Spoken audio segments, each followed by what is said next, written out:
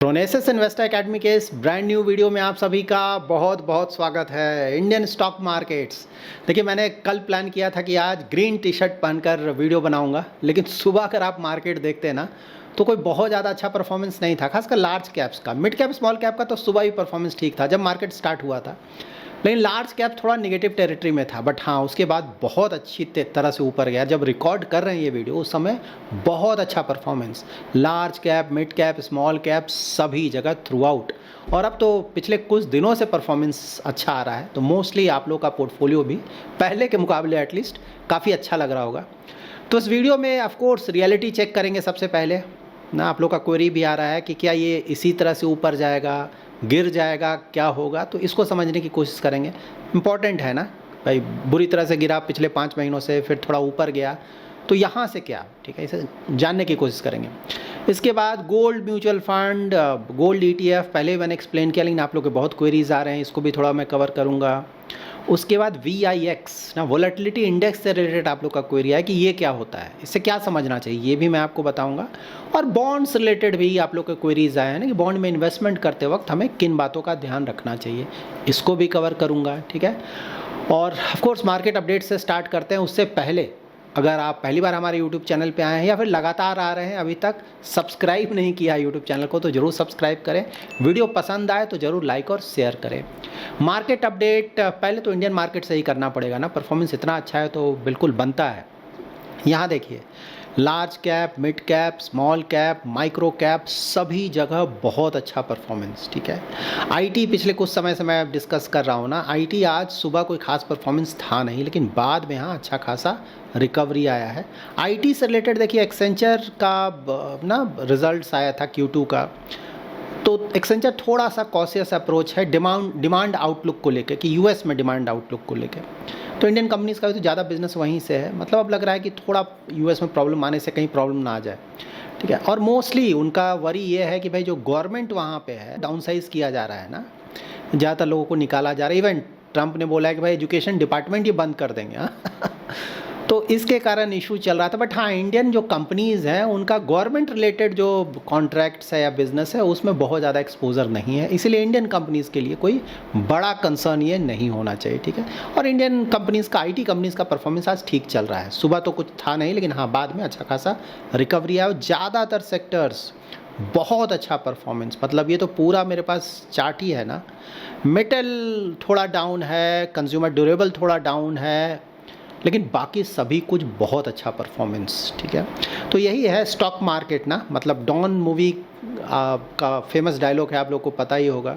तो stock market वही है, डॉन है। हाँ, डॉन को पकड़ना मुश्किल ही नहीं, नामुमकिन है। ये क्यों मैं बोल रहा हूँ, आगे जब रियलिटी चेक के बारे में बताऊँगा ना आपको समझ में आएगा, ठीक है। उसके बाद वर्ल्ड मार्केट्स देख लेते हैं कि भाई बाहर क्या चल रहा है। इंडिया का तो ठीक है, बहुत अच्छी बात है। बाहर देख लेते हैं तो बाहर कोई ख़ास हालात नहीं है। मतलब US देखिए डाउन था, सभी जगह आपको इतना डाउन लग रहा है। US में तो आपको पता ही क्या चल रहा है, थोड़ा प्रॉब्लम्स चल रहे हैं, डेली हम लोग डिस्कस करते ही हैं। एशियन मार्केट्स भी कोई ख़ास है नहीं, खासकर ना हांगकांग का मार्केट, चाइना का मार्केट। हांगकांग का मार्केट तो बहुत ज़्यादा रिटर्न आ चुका है ना, तो सही बात है, कितना रिटर्न देगा वहाँ, थोड़ा बहुत तो डाउन होगा ना। गिरा भी, चाइना का मार्केट भी आज डाउन है, तो बाहर कोई ख़ास परफॉर्मेंस है नहीं, ठीक है। उसके बाद यूरोपियन मार्केट्स का भी यहाँ परफॉर्मेंस चेक कर सकते हैं। फिर बॉन्ड्स देख लेते हैं। 10 ईयर वही 4.25% के आसपास है, डाउन ही है अभी। और गोल्ड और सिल्वर थोड़ा सा डाउन हुआ है, मतलब सिल्वर तो ज़्यादा डाउन हुआ है, कल भी थोड़ा डाउन था, आज थोड़ा ज़्यादा डाउन हुआ है। बट हाँ, चलता रहता है ना, रिटर्न भी बहुत ज़्यादा आया है। ऑयल देखते हैं तो ऑयल थोड़ा सा ऊपर गया 72 के आसपास, लेकिन हमारे लिए तो बहुत कंफर्टेबल है। 72 के आसपास रहे तो बहुत अच्छा है इंडिया के लिए, ठीक है, क्योंकि हम तो ज़्यादातर इंपोर्ट करते हैं भाई, जितना कम रहे। और थोड़ा सा बढ़ा है, मतलब 70 के आसपास चला गया था, 70 से नीचे भी चला गया था, थोड़ा सा बढ़ा है। तो भाई ईरान में सैंक्शंस का बात चल रहा है कि भाई उसके कारण थोड़ा प्रॉब्लम आ सकता है। उसके बाद OPEC प्लस ने जो ओवर प्रोडक्शन की बात थी ना, मतलब नेक्स्ट मंथ से, तो वहाँ पे थोड़ा शायद वो कटौती ना कर दें, ये सब थोड़ा कंसर्न है, इसके कारण ये देखने को मिल रहा है। डॉलर इंडेक्स थोड़ा ऊपर गया है 104, लेकिन अभी भी मतलब 109 से ऊपर चला गया था ना, तो एटलीस्ट ऐसा नहीं कि कोई बहुत ज़्यादा कंसर्न होना चाहिए, थोड़ा सा ऊपर गया है। उसके बाद आज का मेन टॉपिक है ना, आप लोग का क्वेरी है क्या इसी तरह से ऊपर चल जाता रहेगा, गिरेगा नहीं, इस तरह का क्वेरी। देखिए आइडियली इस तरह का क्वेरी अगर आप phronesis investor academy YouTube channel के सब्सक्राइबर हैं, काफ़ी समय से वॉच कर रहे हैं, तो ऐसा क्वेरी नहीं आना चाहिए। और मोस्टली मैं यही मान के चल रहा हूँ कि आप शायद नए जुड़े होंगे हमारे यूट्यूब चैनल के साथ। देखिए स्टॉक मार्केट के बारे में शॉर्ट टर्म में खासकर क्या होगा क्या नहीं किसी को नहीं पता, और इन चक्करों में आपको पढ़ना भी नहीं है, ठीक है ना। आपने देखा ना स्टॉक मार्केट ऐसे 5 महीने तक पूरा डाउन, उस बीच बहुत सारा पॉजिटिव न्यूज़ भी आया, ठीक है। पहले तो था पूरा निगेटिव था कि भाई इकोनॉमी डाउन हो गया, जीडीपी डाउन हो गया, कंपनीज का अर्निंग डाउन हो गया, इन्फ्लेशन थोड़ा बढ़ गया, सभी कुछ डाउन एंड आउट। सही बात है, उसका सबसे बड़ा प्रॉब्लम उससे भी बड़ा कि भाई वैल्यूएशन बहुत ज़्यादा हो गया था। तो ऐसा जब होता है तो मार्केट गिरता है। तो यूएस में भी देख रहे हैं ना मार्केट गिर रहा है, तो इंडिया में मार्केट गिरा, अच्छा खासा गिरा। लार्ज कैप 15% के आसपास, मिड कैप 20% के आसपास, स्मॉल कैप 25% के आसपास गिर गया, ठीक है। ये सब हुआ। उसके बाद इंडियन गवर्नमेंट और फिर सेंट्रल बैंक ना, इकोनॉमी जब डाउन होगा तो बल उनकी रिस्पॉन्सिबिलिटी है ना कि भाई फिर से खड़ा किया जाए, ठीक है। तो उन्होंने अपने तरफ से एफर्ट स्टार्ट किया। सेंट्रल गवर्नमेंट ने क्या किया कि भाई जो बजट था उसमें थोड़ा रिलीफ दिया टैक्स में, क्योंकि कंजम्पशन खासकर अर्बन कंजम्पशन बिल्कुल डाउन हो गया था, उसको ऊपर लाना था। तो नेक्स्ट ईयर से ये जो टैक्स का कंसेशन मिला है उसका थोड़ा बेनिफिट दिखने लगेगा नेक्स्ट फाइनेंशियल ईयर से, क्योंकि तभी से वो पालन होगा उसका ना, मतलब लागू होगा, ठीक है। वो हो गया। उसके बाद आरबीआई की रिस्पॉन्सिबिलिटी, तो आरबीआई ने भाई लिक्विडिटी बहुत टाइट हो गया तो लिक्विडिटी डालना शुरू किया मार्केट में, बहुत ज़्यादा लिक्विडिटी डाला। उसके बाद इन्फ्लेशन भी कंट्रोल में काफ़ी हद तक आ गया तो रेट कट भी स्टार्ट कर दिया। इनफैक्ट नेक्स्ट बार भी एक्सपेक्ट कर रहे हैं हम लोग कि एक रेट कट होगा और इस साल में शायद 2-3 रेट कट और हो जाए, ठीक है। एक रेट कट के बाद एक तो ऑलरेडी हो चुका है। तो ये सब बहुत बड़ा पॉजिटिव था। लेकिन हाँ, हम लोग हमेशा डिस्कस करते थे ना कि देखिए ये सब हो रहा है, मार्केट थोड़ा भी पॉजिटिवली रिएक्ट नहीं कर रहा है, ठीक है ना। वैल्यूएशन भी पहले के मुकाबले ठीक हुआ, सरकार भी थोड़ा कर रहा है, आरबीआई कर रहा है, मतलब ऐसा क्यों? तो स्टॉक मार्केट ऐसे ही मूव करता है, ठीक है। स्टॉक मार्केट को आप शॉर्ट टर्म में एटलीस्ट कभी भी गेस करने की कोशिश ना करें, ऐसे हो जाएगा ऐसे हो जाएगा, बिल्कुल पकड़ना मुश्किल है। डॉन का जो मैंने डायलॉग शुरू में बताया, यही है डॉन मूवी का डायलॉग, ये स्टॉक मार्केट ही डॉन है, ठीक है। शॉर्ट टर्म में आपको कुछ पता ही नहीं चलेगा। अभी भी बहुत लोग बैठे हुए होंगे ना, सब कुछ जीरो हो जाएगा तो मैं इन्वेस्ट करूंगा, थोड़ा सा ऊपर आ गया, वो लोग थोड़े निराश हो गए होंगे। लेकिन रियलिटी चेक ये है कि ये स्टॉक मार्केट है, ठीक है। थोड़ा सा ऊपर चला गया इसका मतलब नहीं है कि भाई अब गिरेगा नहीं, ठीक है। ये मेंटली आप प्रिपेयर्ड रहें, स्टॉक मार्केट में हमेशा मेंटली प्रिपेयर्ड रहें कि ठीक है भाई ऊपर जा रहा है, ठीक है भाई नीचे गिर रहा है, तो मुझे क्या लेना देना है उससे। मैंने 5 ईयर्स 10 ईयर्स 20 ईयर्स के लिए इन्वेस्टमेंट किया है और स्टॉक मार्केट ऐसे ही बिहेव करता है। कब अचानक ऊपर चला जाएगा, कब अचानक नीचे चला जाएगा, एग्जैक्टली नहीं पता चलता है। इसीलिए बोला जाता है कि भाई ज़्यादातर समय आप इन्वेस्टेड रहें। मैं हमेशा अपने पोर्टफोलियो को अपडेट देता हूँ, मैं तो इन्वेस्टेड हूँ भाई, मैंने काफ़ी समय से मैं आप लोगों को बता रहा हूँ, ज़्यादातर जो भी मेरा है इन्वेस्टेड है। लेकिन हाँ, स्टॉक से ऐसा नहीं कि सिर्फ इक्विटी में इन्वेस्टेड है, मतलब इक्विटी में स्टॉक्स में भी इन्वेस्टमेंट है, इक्विटी म्यूचुअल फंड में भी इन्वेस्टमेंट है, लेकिन दूसरे एसेट क्लासेस में भी इन्वेस्टमेंट है, ठीक है। कमोडिटीज़ में थोड़ा सा इन्वेस्टमेंट है, डेट में भी थोड़ा सा इन्वेस्टमेंट है, क्योंकि इक्विटी में तो 100% पैसा डालेंगे नहीं ना, कितना भी लॉन्ग टर्म का इन्वेस्टमेंट हो रहा है, बाहर भी थोड़ा पैसा रखना पड़ता है। बस ये आपको ध्यान में रखना है, गेस करने की कोशिश ना करें ऊपर जाएगा नीचे जाएगा। और जो कर रहे हैं वो महान लोग हैं, आप महान बनने की कोशिश ना करें। महान सिर्फ स्टॉक मार्केट ही है, उसको जैसे बिहेव करना है उसको करने दीजिए। जो सेट प्रोसेस है इन्वेस्टमेंट का, जिसे हम लोग डेली बेसिस पर डिस्कस करते हैं, उसको फॉलो करें। अच्छा क्वालिटी रखें, अच्छे क्वालिटी के स्टॉक्स, अच्छे क्वालिटी के म्यूचुअल फंड्स, लॉन्ग टर्म का इन्वेस्टमेंट करें, आराम से बैठे रहें, बीच बीच में थोड़ा सा रिव्यू कर लें। म्यूचुअल फंड में फंड मैनेजर है, वो आपका पैसा मैनेज कर रहा है, तो वहाँ पे ज़्यादा रिव्यू करने की ज़रूरत नहीं है। 3-4 महीने में एक बार देख लिया कि भाई सब कुछ ठीक ठाक चल रहा है ना, थोड़ा बहुत अप डाउन होगा तो उससे फ़र्क नहीं पड़ना चाहिए। 2-3 साल से लगातार बहुत ज़्यादा अंडर परफॉर्मेंस आ रहा है तो वहाँ पर आपको डिसाइड करना पड़ेगा कि भाई कुछ गड़बड़ है, कुछ करना पड़ेगा, ठीक है। म्यूचुअल फंड में ज़्यादा दिमाग नहीं लगाना है। स्टॉक्स में आप खुद फंड मैनेजर है, ठीक है, तो वहाँ पे तो आपको दिमाग लगाना पड़ेगा। तो वहाँ पे आपको स्टॉक्स को रेगुलरली ट्रैक करना पड़ेगा, खासकर जो भी उससे रिलेटेड अगर कोई न्यूज़ है तो आपको पता होना चाहिए। वहाँ पे जब भी उसका रिजल्ट आता है तो थोड़ा एक बार देख ले कि क्या चल रहा है, कंपटीशन कैसा चल रहा है, जो भी इंडस्ट्री का वो स्टॉक है वहाँ पे क्या चल रहा है, ये सब थोड़ा आपको आइडिया होना चाहिए। क्योंकि आपने खुद पैसा लगाया हुआ है ना, कोई दूसरा फंड मैनेजर तो है नहीं जो कि देख रहा है, आप खुद ही फंड मैनेजर है, तो आपको ध्यान देना पड़ेगा, ठीक है। क्वालिटी अच्छा है तो थोड़ा बहुत ऊपर। इसी से रिलेटेड एक क्वेरी आया ना, किसी ने लिखा है कि स्टॉक मार्केट ऊपर जा रहा है, मेरा स्टॉक नीचे जा रहा है। ऐसा होता है, कोई बड़ी बात नहीं है, ठीक है। हाँ, प्रोवाइडेड अगर क्वालिटी अच्छा है, वो उसमें कॉम्प्रोमाइज़ ना करें, ठीक है ना। अब कोई घटिया क्वालिटी का स्टॉक है तब तो ठीक बात है ना भाई, मार्केट ऊपर नीचे से क्या मतलब, वो नीचे जाएगा वहीं पे जाके रुक जाएगा ऊपर ही नहीं आएगा। लेकिन अगर क्वालिटी अच्छा है तो स्टॉक मार्केट में ऊपर नीचे चलता रहता है, उससे ज़्यादा परेशान नहीं होना चाहिए, ठीक है, वापस आ जाएगा। इस तरह से आप इसको देखें। मैं एक मतलब जो साइकोलॉजी होता है, इन्वेस्टमेंट साइकोलॉजी ना, वो एक बहुत अच्छा मैं एग्जांपल देता हूँ अपने पोर्टफोलियो का, ठीक है।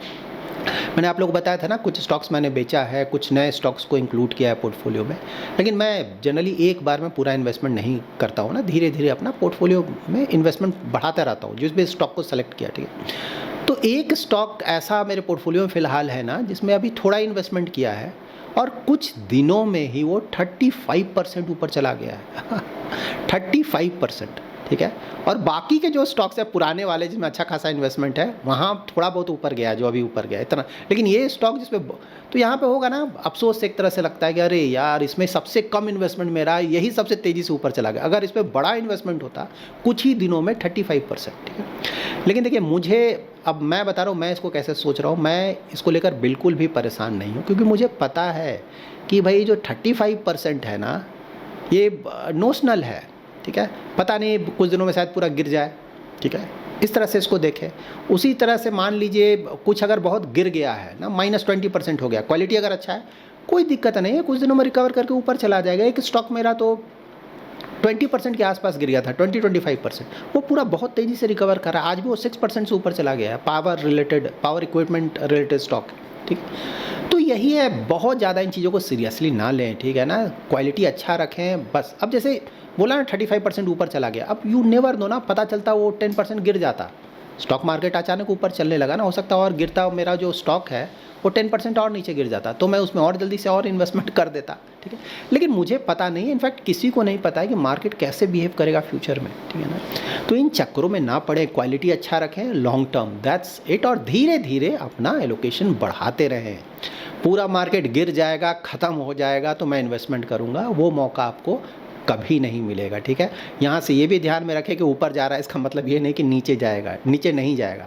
क्योंकि देखिए वैल्यूएशंस अगर देखें, ठीक है, लार्ज कैप तो हम डिस्कस कर ही नहीं कि वैल्यूएशन ठीक ठाक हो गया है ना, लेकिन मिड कैप स्मॉल कैप तो अभी भी ओवर वैल्यूड है। तो सही बात है, अगर कहीं कोई प्रॉब्लम होता है तो अभी गिरावट की गुंजाइश है। मेंटली प्रिपेयर्ड रहे कि भाई गिर सकता है, लेकिन आपको उससे क्या लेना देना, नोशनल लॉस है। जब तक बेचेंगे नहीं तब तक आपको ना प्रॉफिट होगा ना लॉस होगा जब बेचेंगे तभी जो होना है होगा, ठीक है। ये मेंटली प्रिपेयर्ड है, क्वालिटी, ठीक है।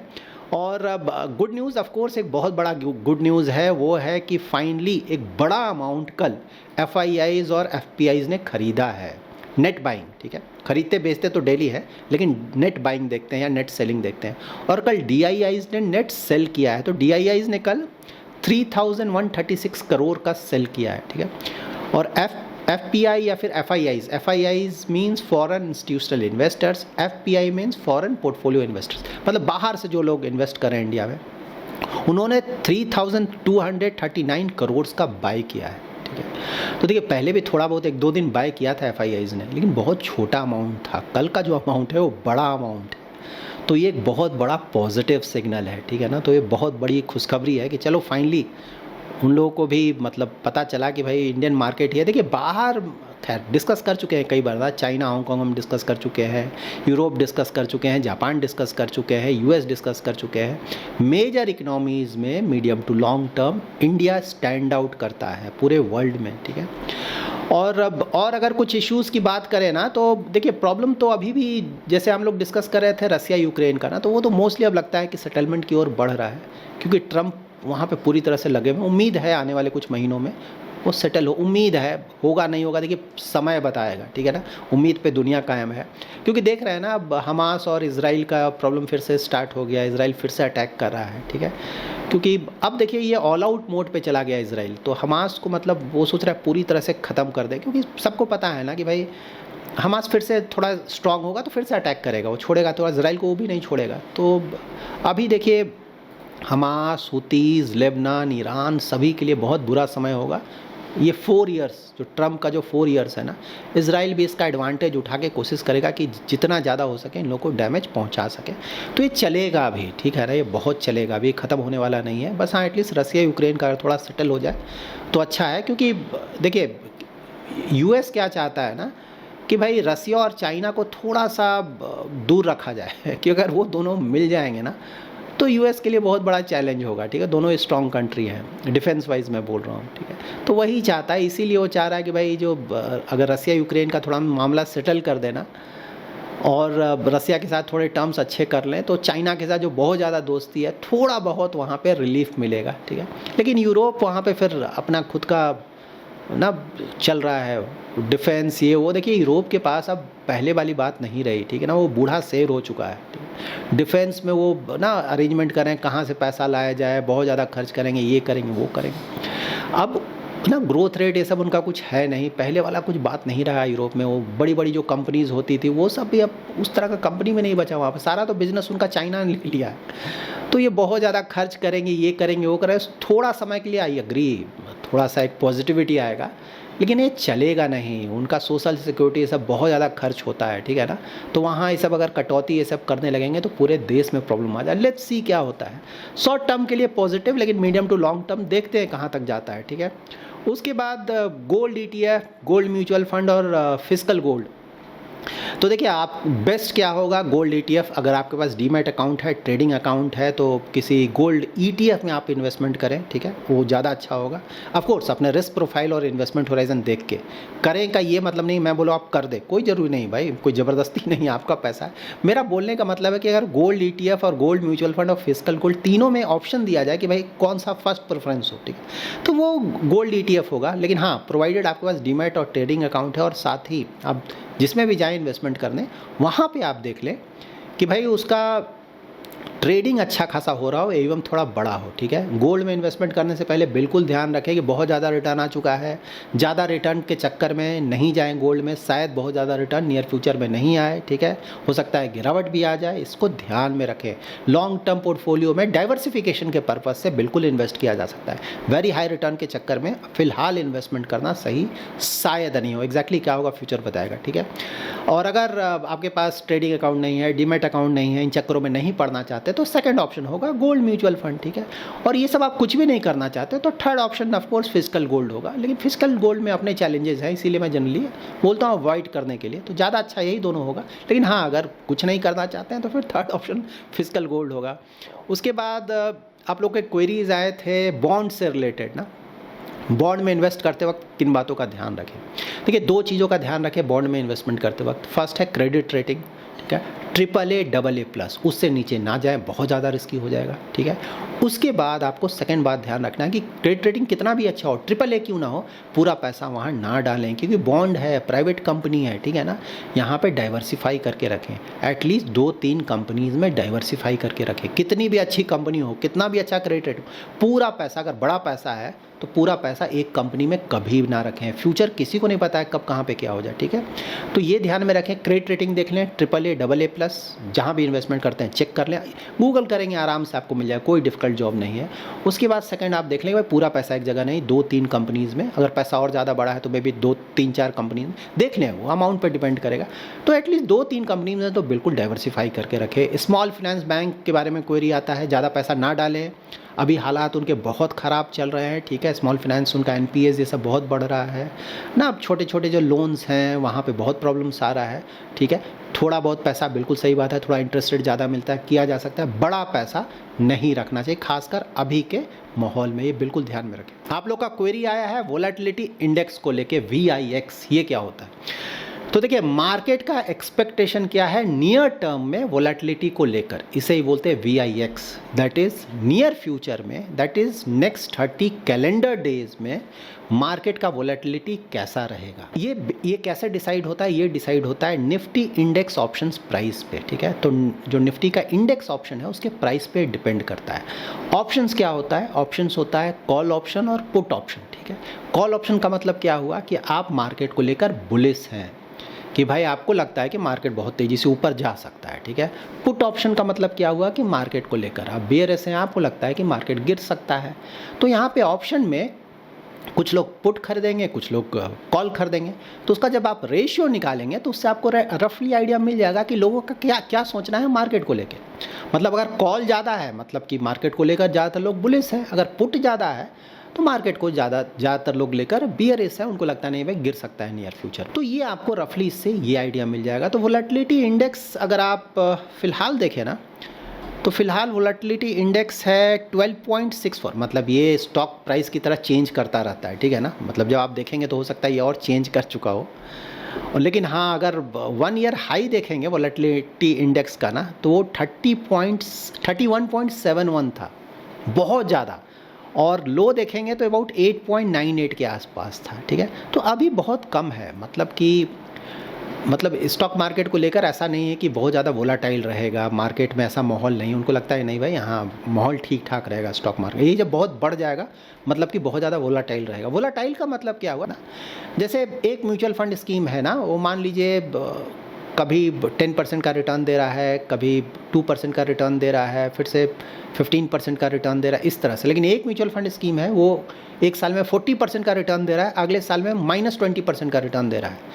तो पहला वाला थोड़ा कम वोलाटाइल है, दूसरा वाला ज़्यादा वोलाटाइल है ना, तो यही वोलाटाइल होता है। तो ऑफ कोर्स बहुत सारे इन्वेस्टर्स हैं ना जो डर जाएंगे, ठीक है 40% तो दे रहे हो लेकिन कभी कभी तुम -20 चले जा रहे हो, बिल्कुल। तो बहुत लोग वहाँ इन्वेस्टमेंट नहीं करना चाहेंगे, वो चाहेंगे स्टेबल, थोड़ा रिटर्न कम दो, स्टेबल हो। तो यही थॉट प्रोसेस है यहाँ पे। और ये जो वोलेटिलिटी होता है उससे रिस्क का पता चलता है। जो जितना ज़्यादा वोलाटाइल होगा वहाँ पे माना जाएगा कि उतना ज़्यादा रिस्की है। जो कम वोलाटाइल होगा, जहाँ की ना रिटर्न का स्टेबिलिटी होगा, उसे माना जाएगा कि भाई ये अच्छा है। मतलब मार्केट में ऐसा थॉट प्रोसेस है। तो फिलहाल 12.6 के आसपास है, ऑफ कोर्स चेंज कर रहा है एवरी सेकंड, तो अब ज़्यादा नहीं है वोलेटिलिटी इंडेक्स। तो that's it in this video. अगर आपको ये वीडियो पसंद आया है तो ज़रूर लाइक एंड शेयर करें। पहली बार हमारे यूट्यूब चैनल पे आए तो चैनल को ज़रूर सब्सक्राइब करें। कल सैटरडे है तो कल शाम में 8 PM to 9 PM 1 आवर के लिए मैं यूट्यूब पे लाइव आऊँगा, तो उस लाइव स्ट्रीम को ज़रूर ज्वाइन करें। मार्केट अपडेट होगा और साथ ही आपके इन्वेस्टमेंट रिलेटेड क्वेरीज़ को भी मैं आंसर करूँगा। Thanks lot for watching.